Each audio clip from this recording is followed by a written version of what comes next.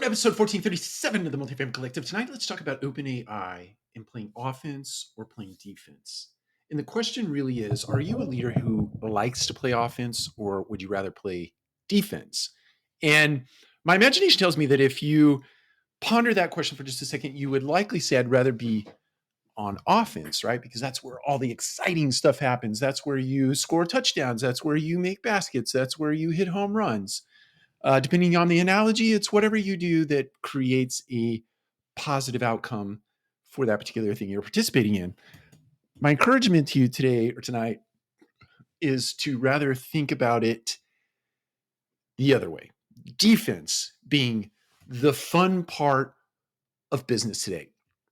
And when you think about that in the context of AI and how AI is impacting your business and will impact your business, you have all of these team members. You have a plethora of team members that work with you, around you every day, and they are thinking about their work just as much as you are, if not more, because they're in it. They're doing the day-to-day reps of getting the work done in your organization.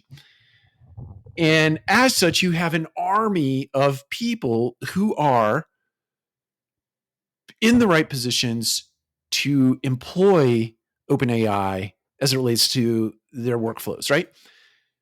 We have an opportunity here to get on the defense as leaders and catch tigers by the tail instead of lighting fires under rear ends to get people moving. If you open it up and look, it could be risky, but if you put some guardrails around it, you say to everybody on your team, take a look at the workflows, take a look at the tasks and the routine work that you are responsible for on a daily basis to create an outcome, and start playing with OpenAI. Start playing with ChatGPT 4 or any of the other AI systems, OpenAI systems. Not just OpenAI, but DALL-E, Midjourney, and others. There are literally tens of hundreds, if not thousands, of ChatGPT clones showing up on a daily basis. Most of them built on the back of or atop of ChatGPT. Point is, get your team, an army of people working on OpenAI as it relates to the workflows in their particular job silo, in their pointy, very narrow field of what they do on a daily basis. How can AI make them much more productive? I like to work under the architecture of automate, centralize, eliminate, or outsource. And how does ChatGPT or OpenAI help you do one of those four things? And it doesn't mean I'm attempting to put you out of a job. I'm attempting to get you trained up in a way that would make you 10x productive with less. There's this saying that just came to mind in running. I'm training for a marathon right now. And the coach that I have in my ear every day says, it's not about the pace, it's about the effort. It's about the effort. In my head, we work with the same effort, but produce 10x outcome. That's what OpenAI does. That's what AI does when you introduce it into your ecosystem. As a leader, you get on defense because you're constantly looking around the organization and trying to catch tigers by the tail. Hey, whoa, you didn't think about this, think about that, think about whatever. Instead of lighting fires under all of your team members to create things with OpenAI or to employ OpenAI in your architecture.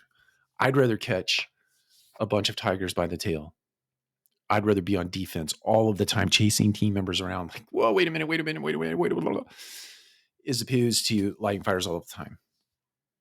And my imagination tells me if you have 100 people, if you have 500 people working on this stuff and bubbling up the best ideas to a different team in the organization that then goes about employing that at scale, you can 10x your entire organization in a very short period of time, bubbling up ideas from the bottom, catching tigers by the tail. So my encouragement to you today is be a leader on defense, at least here in the next 18 months, plus minus.